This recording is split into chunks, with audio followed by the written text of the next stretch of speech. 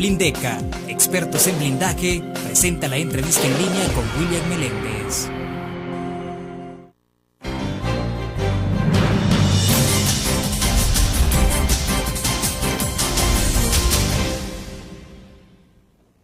Bienvenidos a la entrevista en línea, es un gusto que nos acompañe a esta hora. Es martes 15 de febrero de 2010. Un saludo a los cibernautas que están con nosotros en el www.laprensagráfica.com, a nuestros televidentes en CCTV Canal 25 y 95 en cable. De igual forma, un abrazo a nuestros compatriotas que nos ven por Uniglow Canal 28 en Houston, Texas, Estados Unidos.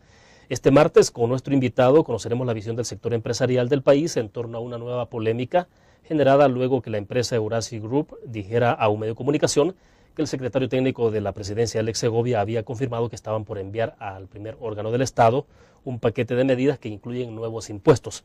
Esto ocurrió en momentos en que el Ejecutivo había comenzado a hablar de pacto fiscal. Está con nosotros en nuestros estudios Jorge Dabú. Él es el presidente de la Cámara de Comercio de nuestro país. Ingeniero, bienvenido. Un gusto, como siempre, William, acompañando. Perfecto. Bueno, ingeniero, entonces debemos entender que todo esto inició con esa información que fue confirmada por Eurasia Group, que ya decíamos al principio, en donde el secretario técnico de la presidencia habría dicho de que estaban por enviar al Parlamento un paquete de impuestos. Justamente ¿ese es el punto de partida o esto se remite más atrás? A ver, yo creo que es importante para los amigos que no le han dado seguimiento a este tema, comentar que hace ya casi un año, al seno del Consejo Económico y Social, se estableció una mesa para hablar del tema de pacto fiscal.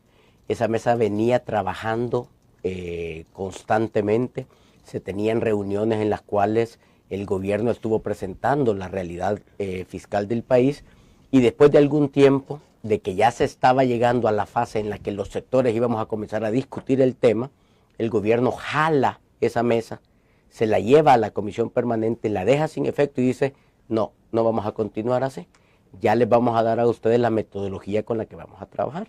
Todos nos quedamos sorprendidos, esto fue a finales del año pasado, tenemos una reunión en Apaneca que se denominó Apaneca 2, donde se suponía que nos iban a presentar esa propuesta. En Apaneca 2, estando todos en Apaneca, nos vuelve a decir el secretario técnico, no se va a discutir todavía, estamos todavía en esto. Y hoy en enero nos vuelven a tirar a la cancha sobre el tema.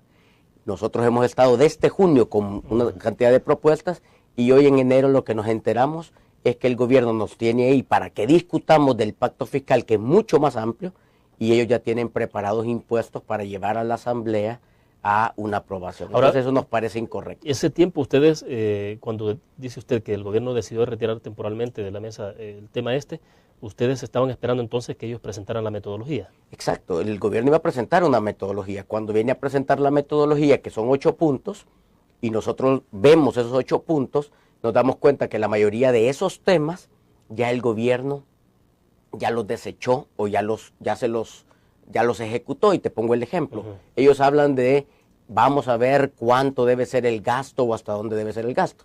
El gobierno está contratando 18,000, 19,000 fuentes de empleo. La Asamblea contrata 500 plazas que todavía no sabemos de quién son o si van a seguir estando. Vemos que se incrementan los presupuestos de viajes, de viáticos. Entonces, ellos están hablando de que vamos a ir a discutir el gasto cuando están ya hablando del gasto. Hablan del endeudamiento, vamos a ver hasta dónde endeudarnos, cuando ellos ya se endeudaron hasta arriba del 50% y ya adquirieron compromisos. ¿Usted cree que entonces se está jugando a dos bandas? Es que eso es la razón por la cual el sector privado ha dicho, miren, ustedes nos han puesto en un circo, esto es una farsa, ustedes están ejecutando todas las partes de este pacto fiscal, todas las patas de la mesa del pacto fiscal, ustedes ya tomaron decisiones, nos tienen ahí solo para validar lo que ustedes al final van a hacer. No nos podemos prestar porque este es un paquetazo fiscal que le va a caer en los hombros a los salvadoreños. Este es un año complicado, los precios de la canasta básica pueden subir, tenemos el tema del subsidio del gas que va a desaparecer y ahora el gobierno del FMLN está proponiendo en una forma oscura un paquete fiscal que lo que va a hacer es deteriorar aún más la economía y generar más desempleo. Bueno, vamos a nuestra primera pausa comercial y volvemos con más.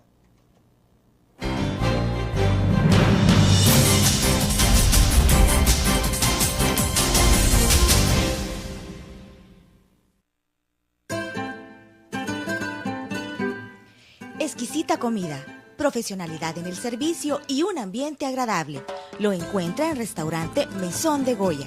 Visítenos y saboree nuestra variedad de platillos. Le ofrecemos un amplio menú a la carta y atractivas promociones. Atendemos eventos sociales y empresariales. Para su comodidad, brindamos servicio de banquetes a domicilio. Restaurante Mesón de Goya. Todos los días salimos.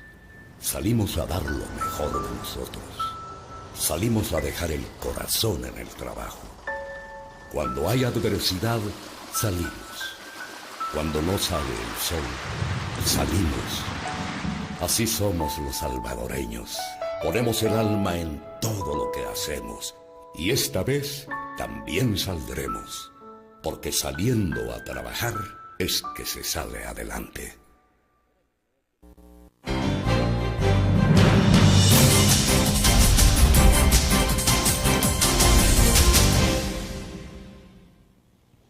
Jorge Dabú, presidente de la Cámara de Comercio, está con nosotros en nuestros estudios desde la sala de redacción de la prensa gráfica.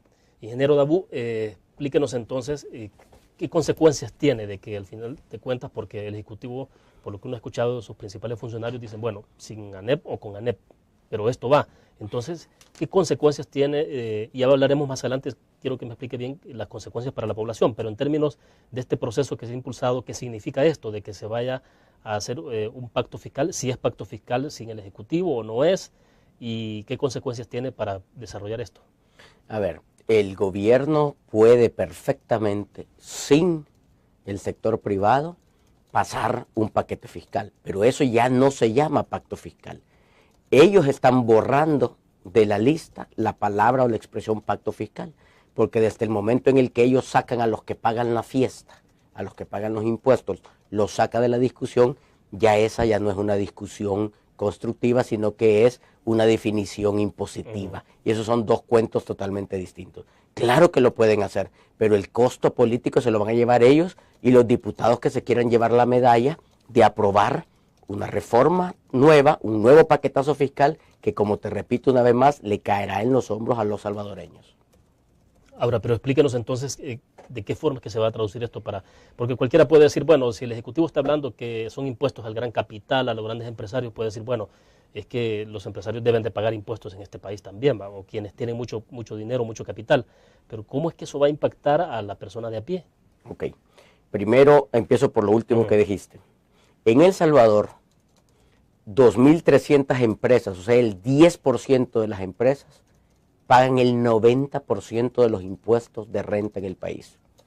Y de las personas que andan caminando en la calle, las personas naturales que ganan arriba de $1.200 al mes, que son el 11% de los salvadoreños, pagan el 62% del impuesto de la renta.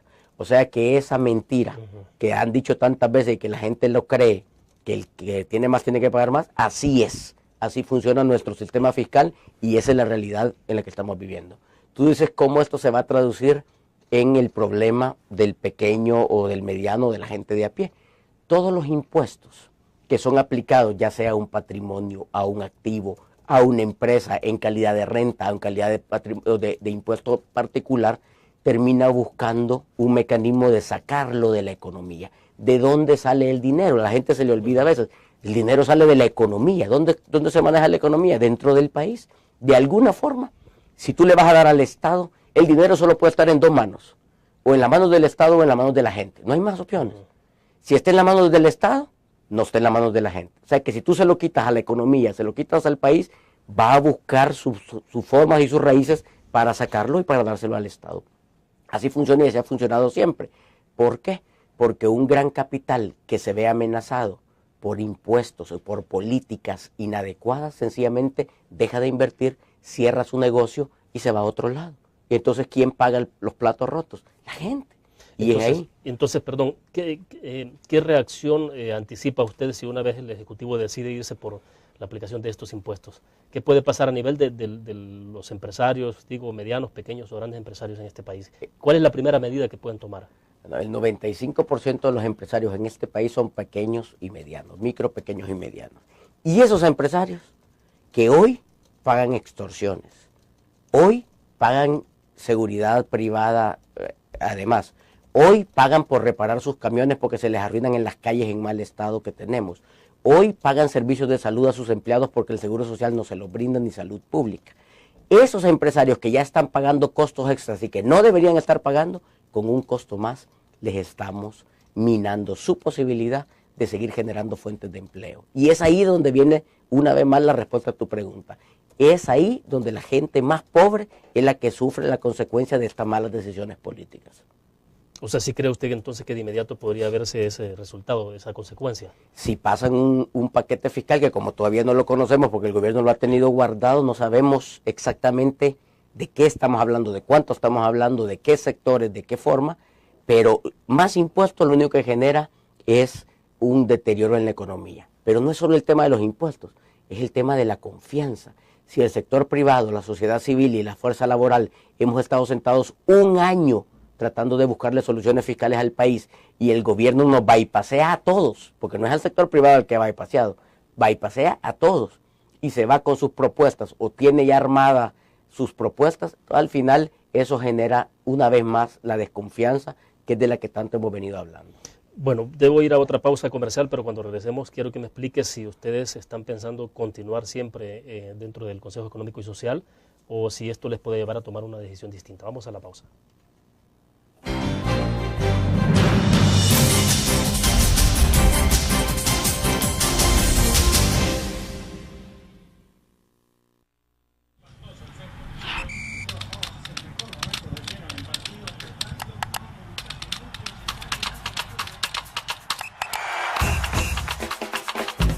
La emoción del deporte está en www.elgráfico.com. Ingresa al nuevo escenario deportivo y descubrí toda la pasión del deporte. Fotos, videos, fichas y resultados de las mejores ligas del mundo. Elgráfico.com. Conectados por deporte. Blur. La revista más innovadora y moderna de todos los tiempos. Única en su estilo, creativa. Un espacio exclusivo y reservado de entretenimiento y diversión, llevada al máximo. Blur. Time Out, Movie, lo mejor de la cartelera. Art. Shopping, la guía de la moda. Go, viajes cortos fuera de la ciudad. Blur.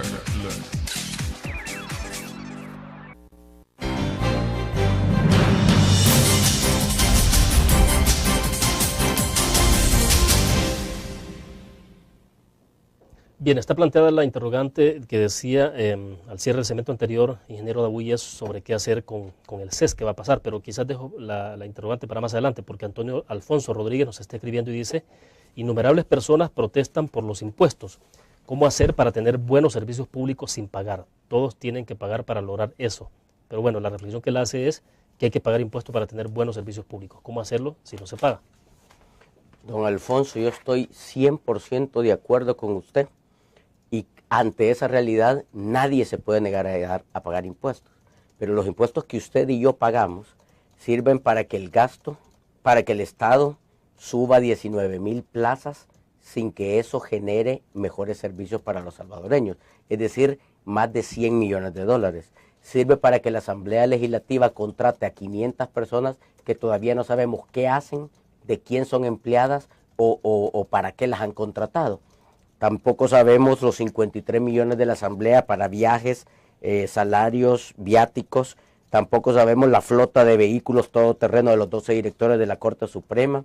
Tampoco el bono que pasó de $200 del Seguro Social a un aumento de 400, que son 9 y pico de millones.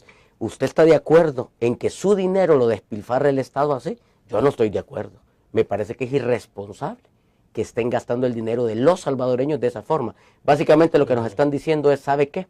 Nosotros tenemos un desorden tal, tenemos compromisos políticos, tenemos que emplear a nuestra gente, tenemos que sacar dinero de algún lado, usted pague por eso. Eso es lo que nos están diciendo.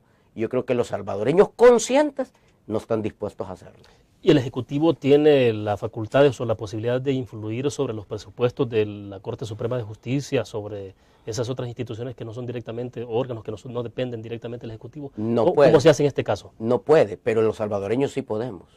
Los salvadoreños sí podemos al decirles, señores, queremos transparencia, señores, queremos eficiencia, señores, queremos que nos den cuenta de qué es lo que ustedes están haciendo. Estos órganos del Estado solo pasan su presupuesto y se pasa a ser parte del presupuesto general de la nación. Pero la irresponsabilidad está en todas partes. Ahí estamos viendo que hay empleados, familiares de empleados en la Corte Suprema, ahí estamos viendo 500 empleados en la Asamblea Legislativa, ahí estamos el gobierno dando puestos políticos en un montón de instancias del gobierno. Entonces, todos están actuando de la misma forma. Este es un mensaje para todos, no es para un sector. Pero obviamente, los únicos que podemos hacer eso somos los salvadoreños. Y hoy el sector privado se ha parado por los salvadoreños a exigirle a los políticos que respondan con honestidad, con transparencia, para que los salvadoreños podamos tener un mejor país. Ahora, en una ruta normal de discusión de un pacto fiscal, ¿cómo debe plantearse? Es decir, ¿qué es lo primero que ustedes esperarían hacer? ¿Cuál es el primer paso? Digo, en un escenario normal, pues donde no hay cartas escondidas ni haces bajo la manga. Ok, primero tú tienes que ver el diagnóstico fiscal del país. Eso ya lo habíamos visto, pero bueno, el primer paso es ver el diagnóstico fiscal del país. Una vez tú has visto cuál es el diagnóstico, tenés que ver 4 temas. ¿Cuántos ingresos y de dónde? ¿Cuántos gastos y para dónde? ¿Cuánto endeudamiento? ¿Hasta cuánto? ¿Y de qué forma las concesiones pueden suplir el accionar del gobierno y generarle recursos? Y estos 4 temas hay que discutirlos casi que paralelamente para que tú marques la cancha en la que el país va a desarrollarse. Y un tema trascendental y transversal es la transparencia. La transparencia tiene que ir encima de todo esto. Entonces, ese es el mecanismo. Tú empezás a discutir todo esto. Si tú te salteas esta discusión y te vas a preparar impuestos, te vas a aumentar el gasto, te vas a comprometer endeudamiento, entonces te acabaste el pacto fiscal antes de que lo empecemos a discutir. Ahora, todo esto implicaría entonces que el Ejecutivo diga cuáles son los proyectos que tiene planificado hacer, cuánto va a invertir en ciertos proyectos estratégicos y entonces decir, bueno, con el pacto fiscal esperamos recaudar tanto y este dinero se va a destinar a esto, o sea, tener claridad dónde va a terminar el dinero. Así es. Y eso ustedes no lo tienen claro en este momento. Absolutamente. Es que la discusión nunca se dio, William. La discusión se truncó y de ahí ya no hubo discusión. Y tenemos que ser los salvadoreños los que digamos, bueno, mira, a nosotros nos gustaría en realidad tener mejor educación, mejor salud, mejor seguridad, pero eso no solo pasa por más dinero. ¿De qué te sirve darle más dinero, por ejemplo, al Seguro Social si te siguen tratando mal, si no hay medicamentos, si los médicos no te atienden o te operan 4 meses después de que te tenían que haber operado? Hay que resolver esos problemas también, si es que esto no es un tema de más impuestos, es un tema de mejor gobierno. ¿Y usted cree que el Ejecutivo en este momento lo que está haciendo es intentando tener más dinero, pero sin explicar hacia dónde? No solo sin explicar para dónde, sino que sin hacer los cambios necesarios para que funcione. Eso es tirar dinero en un pozo oscuro que no sabes dónde está el fondo. Ahora, lo que usted sugiere es que en este momento no se podría darle más dinero al Ejecutivo en las circunstancias como ellos están planteando. Es correcto. Mientras no se ordene la casa, mientras no se define hacia dónde vamos, mientras no sepamos cómo se va a reducir la burocracia, dónde va a haber más transparencia, donde nos van a dar cuenta a los salvadoreños y donde vamos a tener los mecanismos de crecimiento económico que genere impuestos, porque al final esa es la primera fuente de recursos, el crecimiento económico, no podemos empezar a hablar del último tema. Estamos poniendo la carreta delante de los bueyes. Ok, vamos a otra pausa comercial y volvemos con más.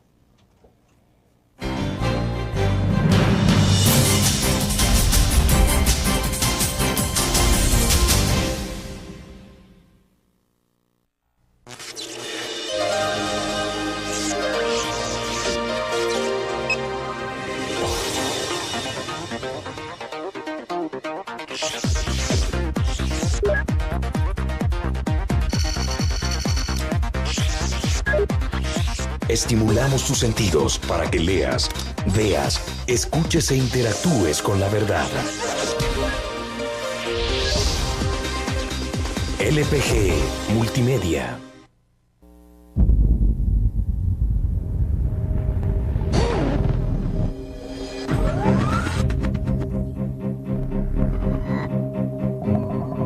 El inicio de una una estrategia financiera desde los negocios y la actividad económica hacia toda Centroamérica.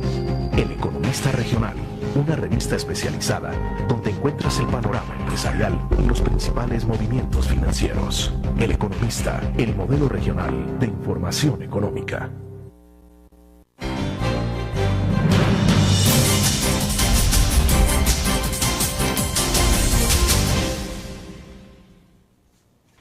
Bueno, en el chat insisten sobre una pregunta puntual, Jorge Daniel Sifontes, que siempre nos sintoniza desde Canadá. Él dice, ¿cómo puede sobrevivir un gobierno sin recolectar impuestos? No puede, pero tampoco puede sobrevivir una población si le siguen sacando el dinero y lo ocupan mal. Y ese es el gran tema. Aquí no es un tema de pagar más impuestos, aquí es un tema de hacer bien las cosas. Y repito lo que te dije en el bloque anterior. Si hay dinero para contratar 19,000 plazas sin mejores servicios, si hay dinero para 13 millones de dólares más en plazas legislativas que no han sido aprobadas, que nadie sabe ni de quién son, si hay dinero para 53 millones en viajes, viáticos, entonces hay dinero. Nos estamos viendo las cosas al revés. Este es un tema de utilizar bien los recursos que se tienen. De lo contrario, jamás el gobierno va a tener suficiente dinero. Bueno, ahora sí me interesa que nos explique qué va a pasar con el Consejo Económico y Social, con el CES. ¿Ustedes van a continuar en el CES? ¿Tiene sentido la continuidad en el CES? O más bien, la continuidad de la empresa privada dentro del CES. A ver, aquí hay dos temas importantes, William. Primero, el Consejo Económico y Social es un foro de discusión que lo propone el sector privado. Quiero hacer hincapié en esto porque esta no es idea de los gobiernos. Esta es idea del sector privado desde hace muchos años. Y creemos que es un foro importantísimo para que los salvadoreños nos entendamos para dónde queremos ir y para dónde queremos llevar el país que tenemos. Por supuesto que esto debe ser de una manera ordenada, sin ideologías en medio, sino que con una visión técnica de hacia dónde queremos llevar el país. En el tema fiscal, lo que nosotros hemos dicho es, miren, no lo podemos llevar ahí porque los políticos tienen que estar metidos en la discusión. ¿Por qué? Porque este gobierno sale en 36 meses y los acuerdos que podamos tomar no son vinculantes con la Asamblea. Y los que deciden las leyes, los que aprueban el presupuesto, son la Asamblea Legislativa. Entonces vas a llegar y te va a decir la Asamblea, sí, pero fíjese que eso a mí no me gusta. Aquí hay que ponerle o aquí hay que subirlo. Le vas a decir, mire, ya no esté gastando tanto y ellos siguen contratando plazas, que no sé si son fantasmas o no son fantasmas, pero siguen contratando plazas. Entonces, si ellos no se comprometen con un plan a largo plazo, es un esfuerzo fallido. Y tanto nos interesa que se hable el tema del pacto fiscal, que queremos que ellos participen para que sean parte del ejercicio y corresponsables de las decisiones que ahí se tomen. Ahora, sí, solo para terminar. Sí. Por lo tanto, sacamos el tema del CES, pedimos que se saque del CES, pero nosotros seguimos yendo al CES. De hecho, de aquí voy al CES a la reunión semanal de la Comisión Permanente, porque hay otro montón de temas que por supuesto que pueden discutirse ahí. ¿Pero por qué tendría que ser en la Asamblea Legislativa esta discusión? No en la Asamblea.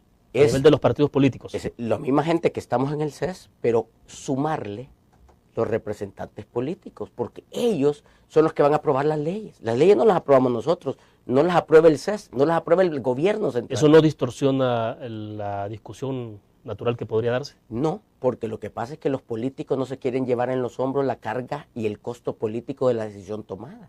Que decidan ellos cómo le van a quebrar la economía a los salvadoreños, a ver si son ellos en realidad tienen la buena voluntad de cara a la gente, decirle, les voy a subir los impuestos y le voy a generar estas distorsiones. No son capaces de hacerlo. Y si son capaces, que lo hagan. No tenemos ningún problema. Nosotros no tenemos miedo de discutir el tema fiscal con ellos. Ellos pueden tomar al final las decisiones que quieran, con nosotros o sin nosotros. Pero son ellos los que tienen que darle cuentas a la población de las decisiones que tomen, no nosotros. Este no es un tema, te repito, de pagar o no pagar impuestos. Este es un tema de ser responsable fiscalmente. Y escucha bien lo que te estoy diciendo y ojalá que quede grabado en la mente de los salvadoreños. Entre el espacio que existe cuando salga esta Asamblea Legislativa y entre en la próxima Asamblea Legislativa, cuando ya se hayan terminado las elecciones, cuando ya hay un montón de diputados que van para su casa, vas a ver que tratarán de pasar este paquete fiscal ahí en medio para que los salvadoreños no tengan una vez más la posibilidad de hacer nada. Y eso es de lo que estamos hablando en estos momentos. O sea, sería posterior a las elecciones de 2012. Posterior a las elecciones y antes de que entre, lo mismo que hizo Chávez antes de que entraran los nuevos diputados, se dio poder con la asamblea que estaba antes de que entraran los nuevos diputados. Con la ley habilitante. Con la ley habilitante. Igualito. En lo que unos ya quedaron sin empleo, pero todavía siguen ahí un mes más, en ese periodo verás tú cómo planificarán hacerle este paquetazo a los salvadoreños. Vamos a otra pausa. Cuando regresemos, explíqueme si ustedes huelen, olfatean o no, por ejemplo, que en marco de esta discusión que se ha generado hay algo de intencionalidad electoral. Vamos a la pausa.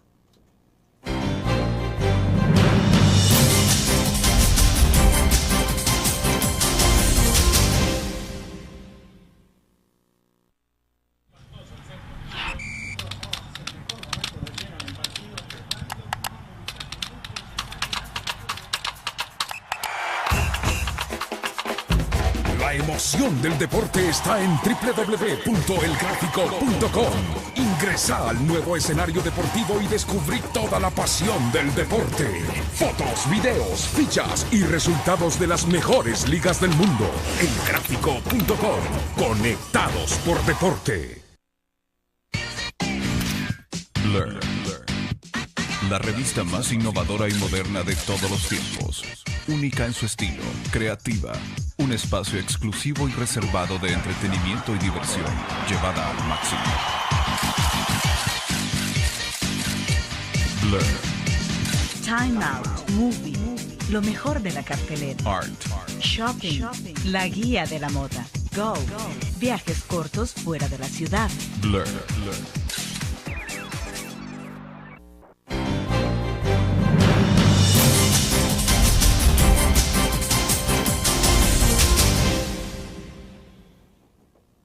Bueno, le consultaba si ustedes ven dentro de esto alguna intencionalidad política o manejo ya de carácter electoral, sobre todo de cara a las elecciones de 2012. Le pregunto porque cualquiera puede suponer, decir, el gobierno en un momento determinado podría plantear la idea o dejar en la mente, interiorizar en la mente de los salvadoreños que no pueden hacer muchas obras, que no tienen muchos recursos financieros, que no tienen muchos impuestos para obras sociales, porque el gran capital, porque los empresarios en este país no quieren pagar más impuestos. Y de esa manera, pues, tener un poco la mesa en otras condiciones para llegar a las elecciones en 2012. ¿Hay algo de esto o no? Mira, en el discurso del presidente encontramos eso constantemente. Habla de doble moral, habla de querer participar en el desarrollo, pero no habla del despilfarro, no habla de la falta de transparencia, no habla de la gobernabilidad en base a acuerdos políticos debajo de la mesa.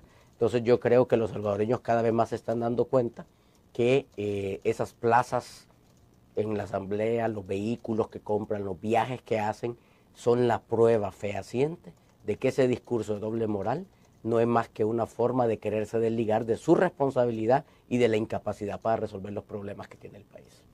O sea que sí puede haber dentro de esto esa intencionalidad electoral de frente a 2012, de decir, bueno, no estamos haciendo mucho porque no nos están apoyando. Definitivamente. Y querer cargar las facturas al sector privado. Es que así lo han estado haciendo por 18 meses. Si solo los terremotos, que gracias a Dios no ha habido, no es responsabilidad del sector privado. De ahí todo es responsabilidad del sector privado. O sea, el gobierno no es responsable de nada. Y al final lo que está mostrando es que están buscando un chivo expiatorio para justificar su inoperancia o su incapacidad de resolverle los problemas a los salvadoreños. Quiero volver sobre el tema del CES, Jorge, y es finalmente ¿qué hacer entonces con el instrumento? Es decir, el CES si tiene sentido, tiene viabilidad o no. A ver, si el gobierno quiere que en el país exista una discusión franca, sincera y constructiva, claro que tiene sentido el CES. Si es un instrumento político, no tiene sentido el CES. Te digo un dato importante, a esta fecha, después de más de un año de estar sentados en el CES, todavía no tenemos la lista de con quiénes estamos sentados el sector privado. Solo sabemos, obviamente, el sector laboral sí, pero de ahí la gente que ellos han puesto en la sociedad civil no sabemos a quiénes representan, ni cuántos son, ni con quiénes estamos hablando. No sabemos con quiénes, porque el mismo gobierno no nos ha facilitado la lista de quiénes son las personas. Hemos sido extremadamente abiertos, pacientes y con el mejor deseo de hablar, de dialogar y de buscarle soluciones a este país. ¿El sector empresarial no está cerrado a la posibilidad entonces de que se pueda hablar con franqueza sobre nuevos impuestos? No, por supuesto que no. O simplemente lo que no hay que aumentar impuestos en estas condiciones. A ver, dos cosas. Primero, estamos dispuestos a hablar, pero que participen los políticos. Número uno. Y número dos, no tenemos problema de hablar de impuestos una vez hayamos agotado todas las otras cosas que el gobierno no está queriendo ver, no está queriendo atender y no está queriéndole responder a los salvadoreños. Transparencia, eficiencia, quitar la burocracia, dar cuentas a la población, romper con todos esos amiguismos políticos que son los que al final terminan en una serie de plazas que el país no necesita. Resolvamos esas cosas. Cuando las resolvamos y no nos alcanza, ok, veamos entonces qué es lo que se puede hacer. Pero ahorita lo que te están diciendo es, síganos dando dinero para que continuemos siendo ineficientes, para que continuemos sin resolver los problemas a los salvadoreños y para que continuemos resolviendo nuestros problemas políticos. Yo creo que no hay salvadoreño consciente, responsable, que esté dispuesto a hacer eso. Y el entorno de la economía mundial, ¿cómo se está moviendo para este año? Es decir, porque eso depende mucho de cómo también evolucione El Salvador, el crecimiento del Producto Interno Bruto, los niveles que puede alcanzar este año. Para el 2010 en América Latina estábamos proyectados como el penúltimo país en crecimiento. Solo Venezuela nos ganaba. Hoy, para este año, somos el último en América Latina de crecimiento. Y así está establecido. Y la razón es bien sencilla. Mientras en este país no se genere confianza, no se generen reglas claras, es por demás todo lo demás son discursos. Si lo que queremos es que este país salga adelante, hay que generar las condiciones para que salga adelante, para que venga inversión. La inversión privada es indispensable aquí y en la China para sacar la economía del país a flote. Y eso no lo estamos viendo. ¿Cómo va a haber confianza cuando tú ves sorpresas legislativas todos los días, ves ataques al sector privado constantemente, ves que nos están jugando mal en este tipo de cosas? ¿Cómo se va a generar confianza? Es dificilísimo hacerlo. Bueno, debo entender que ustedes se reunieron el día de ayer con el secretario técnico de la presidencia, don Alex Segovia. Quisiera saber, después del corte comercial, que nos explique qué fue lo que abordaron. Ya volvemos.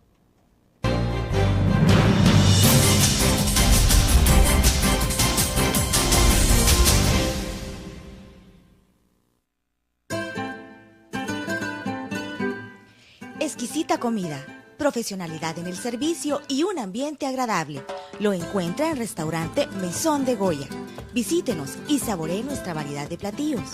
Le ofrecemos un amplio menú a la carta y atractivas promociones. Atendemos eventos sociales y empresariales. Para su comodidad, brindamos servicio de banquetes a domicilio. Restaurante Mesón de Goya.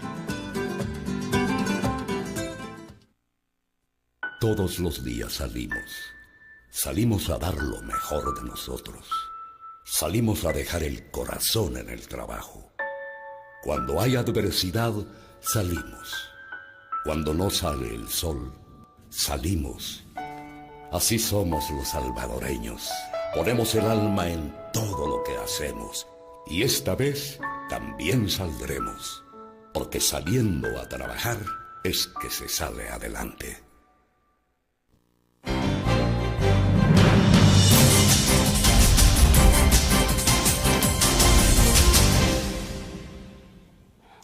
Nos está escribiendo Rubén Pineda desde Dallas, Texas, y él pregunta, señor Dabú, según ve el rumbo del país, ¿estaría usted dispuesto a entrar de lleno a la política, específicamente a la presidencia para 2014? Le agradezco mucho a don Rubén. Yo me he sentido siempre bien cómodo donde estoy. Creo que el sector privado tiene una responsabilidad enorme. Creo que es una oportunidad también de decir las cosas claras a la población y de desnudar mucho de lo que los políticos hacen, dicen y dejan de hacer también por una población. Y creo que estoy sirviendo a mi país bien donde estoy. Obviamente uno no puede estar en estos puestos toda la vida. Yo soy empresario, tengo algún día que regresar también y pronto espero regresar a mis labores empresariales, que es lo que he hecho siempre.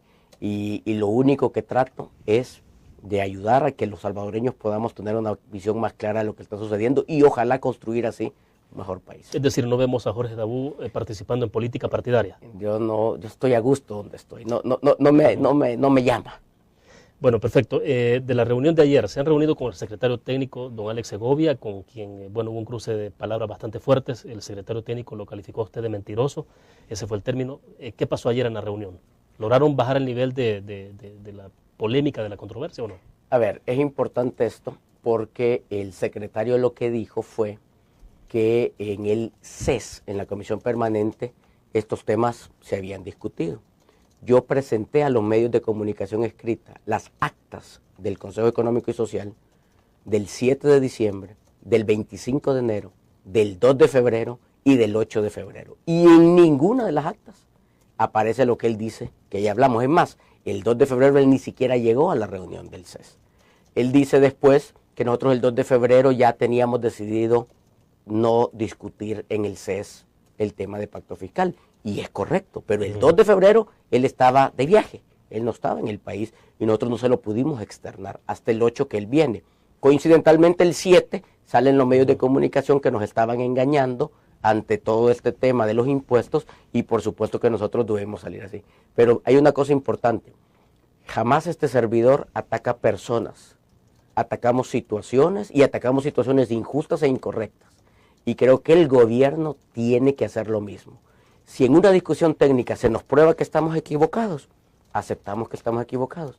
Pero si en una discusión técnica les enseñamos y les mostramos que están equivocados, el gobierno debe aceptar que se ha equivocado.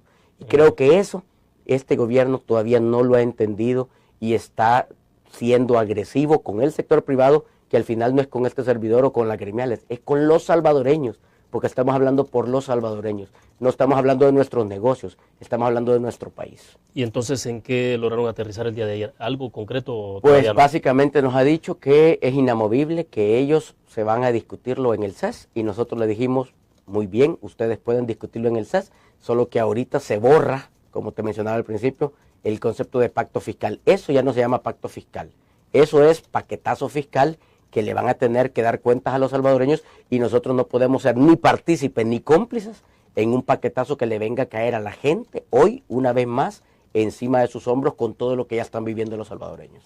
Jorge, ¿qué tipo de relación o acercamiento han sostenido ustedes con el FMLN? Le pregunto porque el FMLN también está gobernando, aunque toda el área económica no la tiene en sus manos, no son militantes del FMLN o exdirigentes del FMLN quienes están ahí. Le pregunto esto porque Roberto Lorenzana dijo esta semana que el sector privado tampoco está haciendo una lectura adecuada y desde el gobierno dice debe hacerse máximos esfuerzos por crear un clima que no sea este. Se refería a este clima de tensión, de controversia que ha habido. A ver, nos reunimos, de hecho estuvimos en la Asamblea Legislativa con la comisión, con parte de la comisión política del FMLN hace menos de un mes o un mes. El viernes estuvimos con el presidente de la Asamblea Legislativa también platicando y con algunos de sus diputados. O sea que comunicación hay, por supuesto que hay. Ahora, para que esto pueda traer frutos, debe ser franca y transparente. No puede ser hoy platico contigo para que salgamos bien en la foto y mañana digo los empresarios son X o Y o los empresarios son los culpables de todos los problemas y quieran ocultar la ineficiencia o la falta de acción. Y tú dijiste una cosa con la que no estoy de acuerdo. Este es el gobierno del FMLN. No podemos decir en esto soy yo, en esto no soy yo.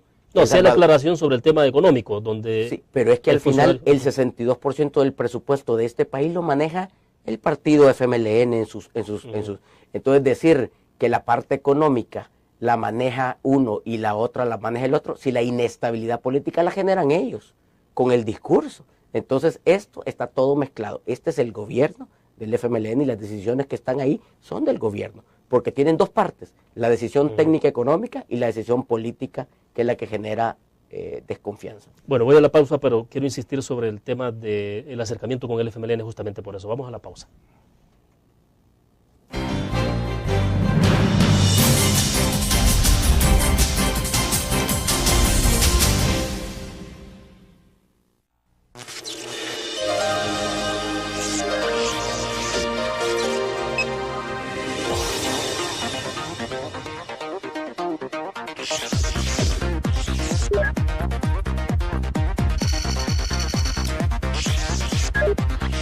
Estimulamos tus sentidos para que leas, veas, escuches e interactúes con la verdad.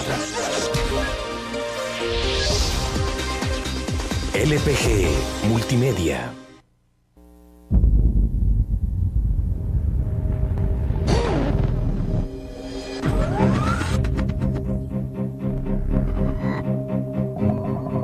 El inicio inicio de una estrategia financiera desde los negocios y la actividad económica hacia toda Centroamérica. El Economista Regional, una revista especializada donde encuentras el panorama empresarial y los principales movimientos financieros. El Economista, el modelo regional de información económica.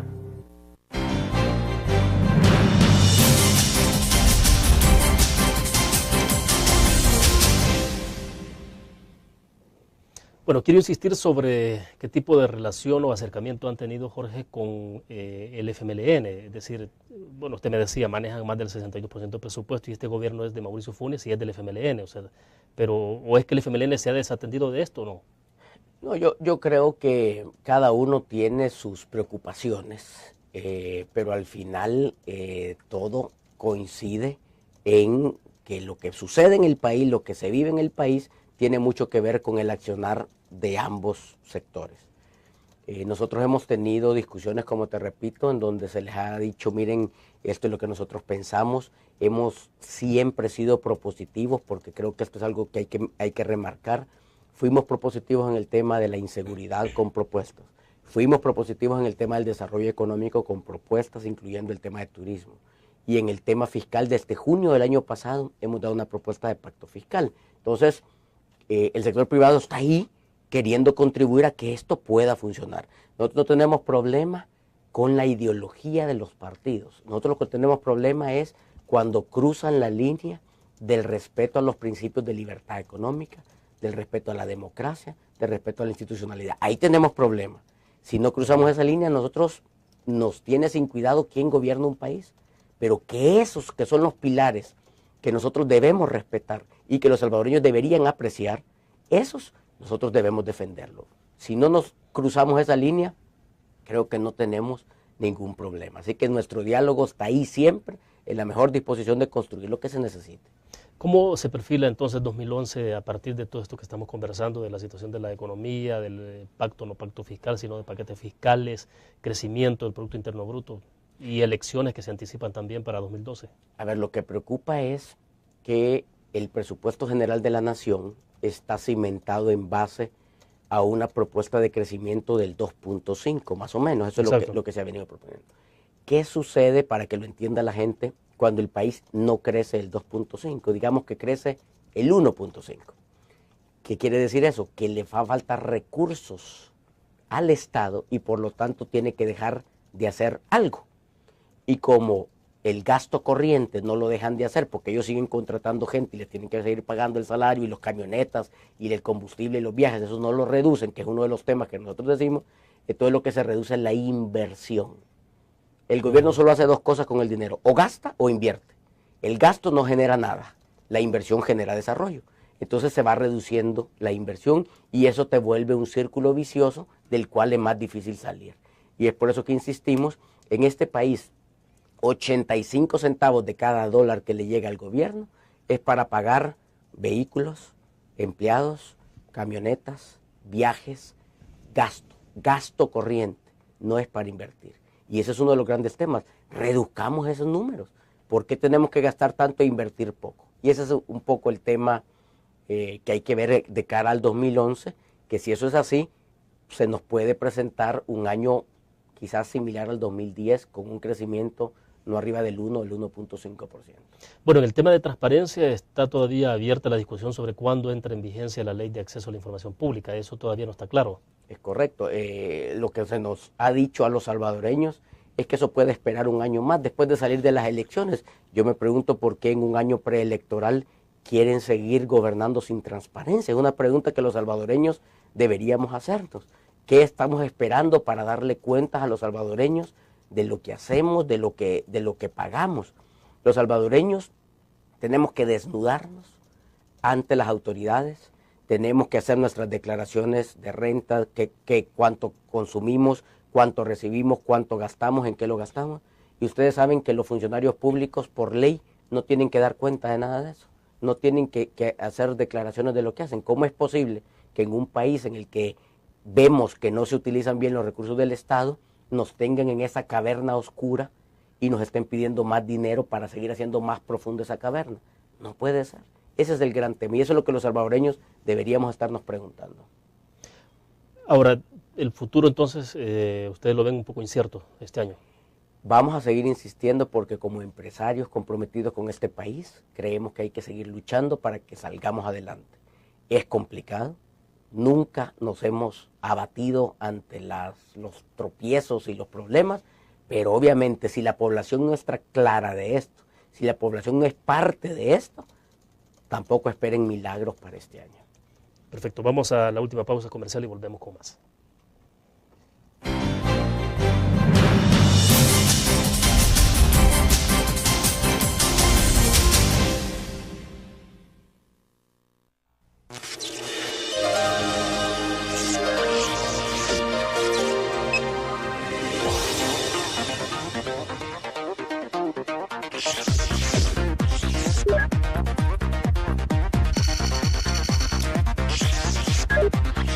Estimulamos tus sentidos para que leas, veas, escuches e interactúes con la verdad.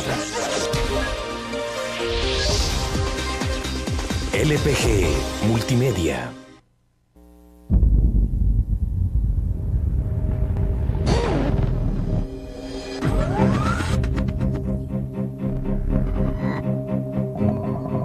El inicio de una estrategia financiera desde los negocios y la actividad económica hacia toda Centroamérica. El Economista Regional, una revista especializada donde encuentras el panorama empresarial y los principales movimientos financieros. El Economista, el modelo regional de información económica.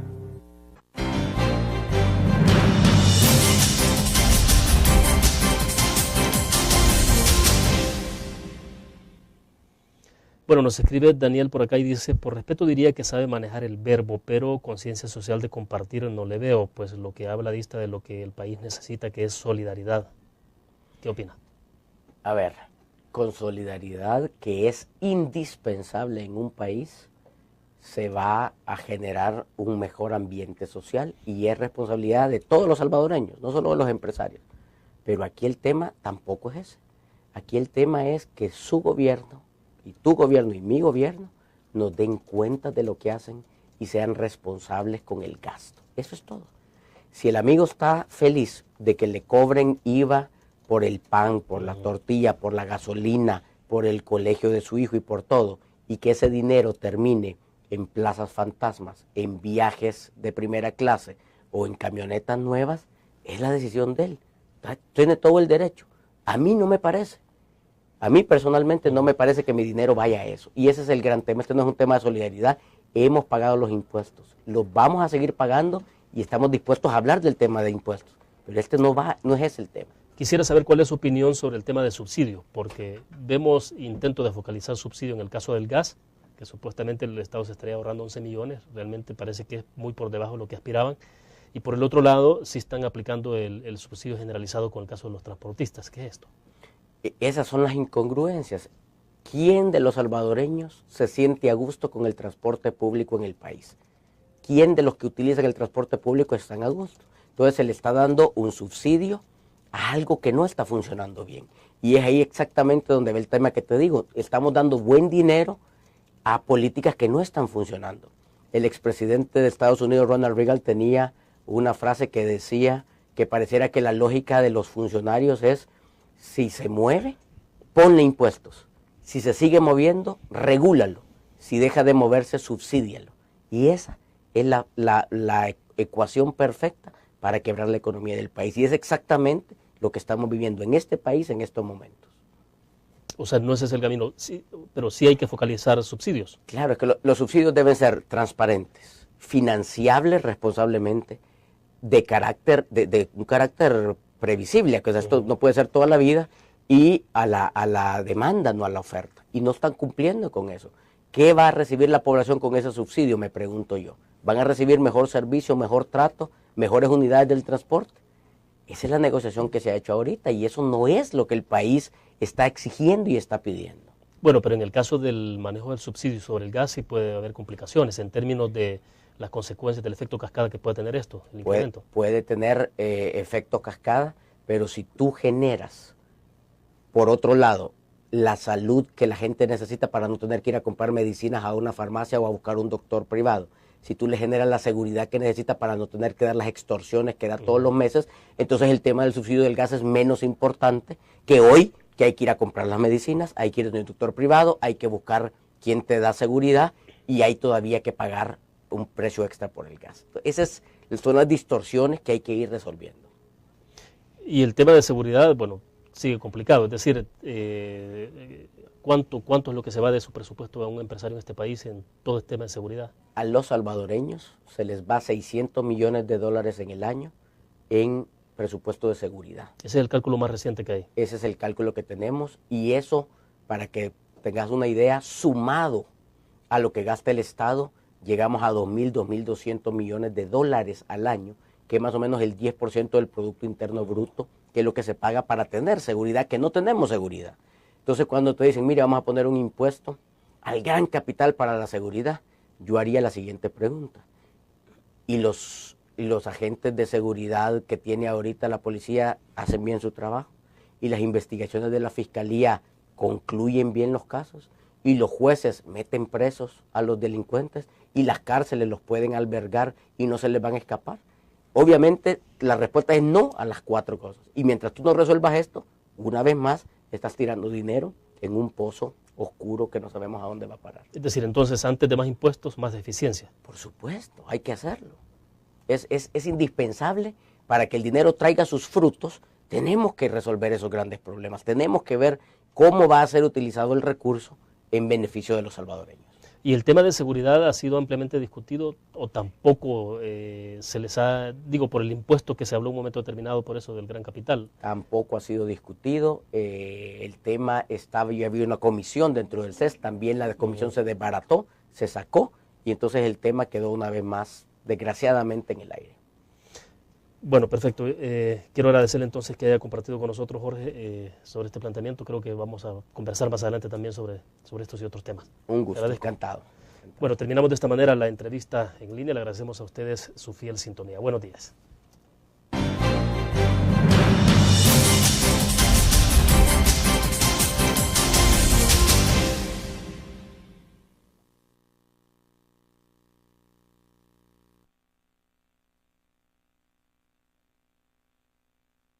Mesón de Goya. Todos los días salimos a dar lo mejor de nosotros. Salimos a dejar el corazón en el trabajo. Cuando hay adversidad, salimos. Cuando no sale el sol, salimos. Así somos los salvadoreños. Ponemos el alma en todo lo que hacemos.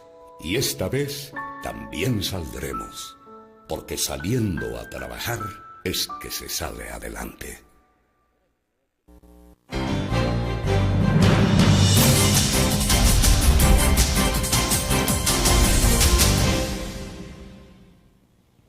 Jorge Dabú, presidente de la Cámara de Comercio, está con nosotros en nuestros estudios desde la sala de redacción de la prensa gráfica.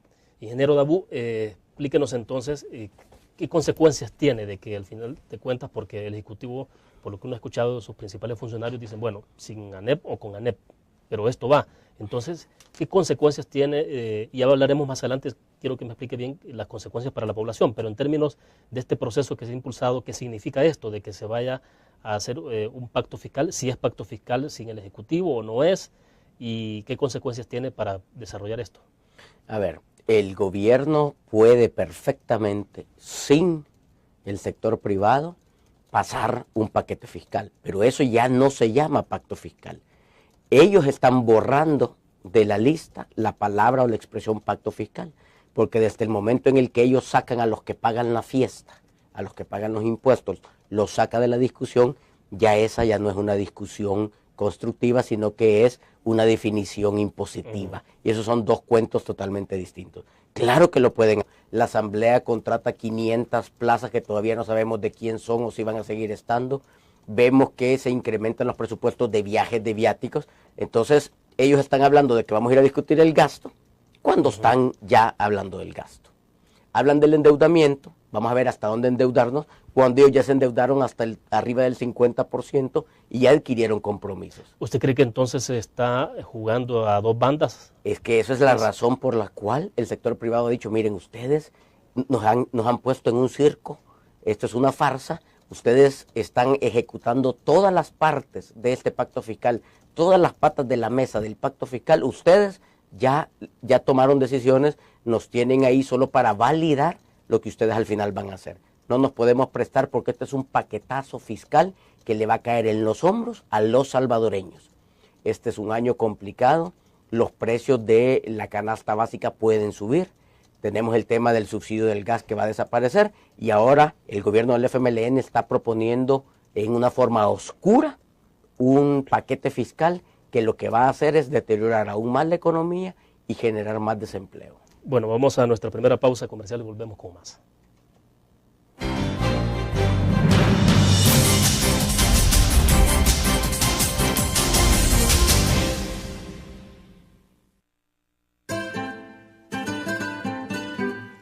Exquisita comida, profesionalidad en el servicio y un ambiente agradable. Lo encuentra en Restaurante Mesón de Goya.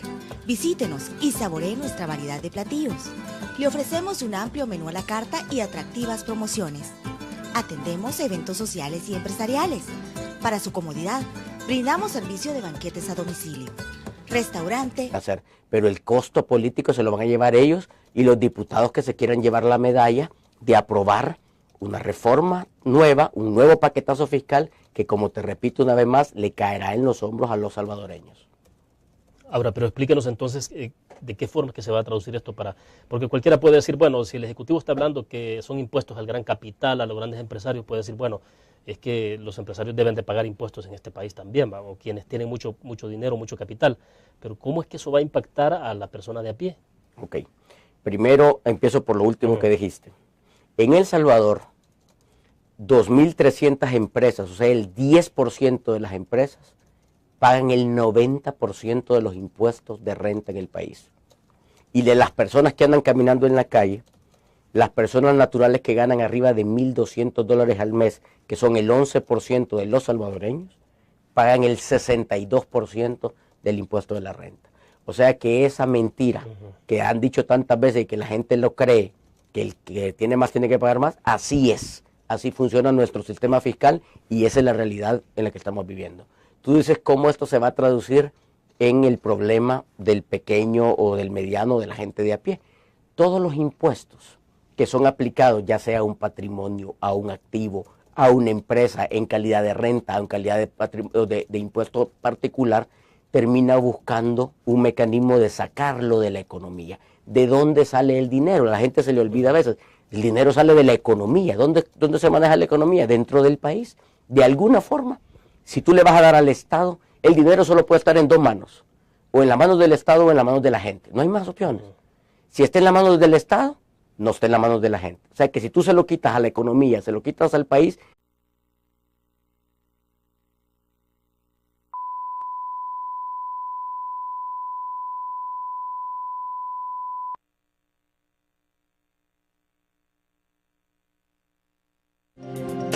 Blindeca, expertos en blindaje, presenta la entrevista en línea con William Meléndez.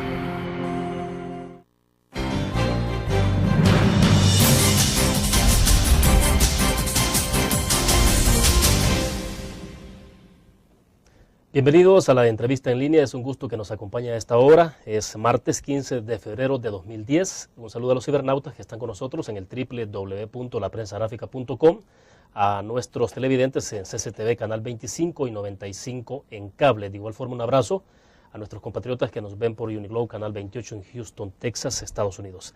Este martes, con nuestro invitado, conoceremos la visión del sector empresarial del país en torno a una nueva polémica generada luego que la empresa Eurasia Group dijera a un medio de comunicación que el secretario técnico de la presidencia, Alex Segovia, había confirmado que estaban por enviar al primer órgano del Estado un paquete de medidas que incluyen nuevos impuestos.